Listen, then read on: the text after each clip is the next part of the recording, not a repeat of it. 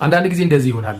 ቦታችሁ ላይ የሆነ ነገር ልትሰሩ አስባችሁ እንቅስቃሴ ስትጀምሩ ይሄ ቦታ እኮ የእናንተ አይደለም የኔ ነው ብሎ አንድ ሰው ሊመጣ ይችላል። ካርታውንም ስትጠይቁ ደግሞ ትክክለኛ ካርታ ልክ የእናንተን አይነት ካርታ ሊያሳየው ይችላል።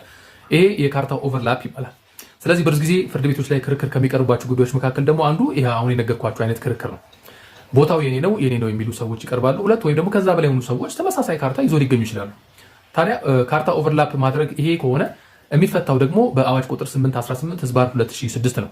በተለይ ደግሞ በአንቀጽ 43 ማለት ነው። ስለዚህ ዳኞች የማን ይዞታ ነው ወይ ደግሞ ማን ፕራዮሪቲ ራይት ይኖረዋል የሚለውን ነገር ለመወሰን ይህንን አዋጅ ሲጠቅሱ በተለይ ደግሞ አንቀጽ 43 ላይ በግልጽ በተለይ ንዑስ ቁጥር 1 ላይ አንድ ባለይዞታ ስም ብቻ መጠቀስ የነበረበት ወይ ደግሞ መውጣት የነበረበት ካርታ ሁለትና ከዛ በላይ የሆኑ ሰዎች ካርታ አውጥተውበት ከሆነ መፍትሄ የሚያገኘው ማን መጀመሪያ በመዝገቡ ላይ ተመዘገበ የሚለውን በማየት ነው ይላል። ይሄ ማለት እንግዲህ ሁላችሁም ካርታ ስታወጡ መዝገብ ላይ ፈርማችሁ ነው ካርታ የምትወስዱትና እዛ መዝገብ ላይ ማን ነው ቀድሞ ያስመዘገበው የሚለው ነው። ለምሳሌ 2012፣ 13፣ 14 ሶስት ካርታዎች በተመሳሳይ ቦታ ላይ ወጥተው ከሆነ ቅድሚያ ያስመዘገበው በዓመተ ምህረቱ ማለት ነው በመዝገቡ ላይ ባለይዞታ ይሆናል። ስለዚህ ፕራዮሪቲ ይኖረዋል ማለት ነው።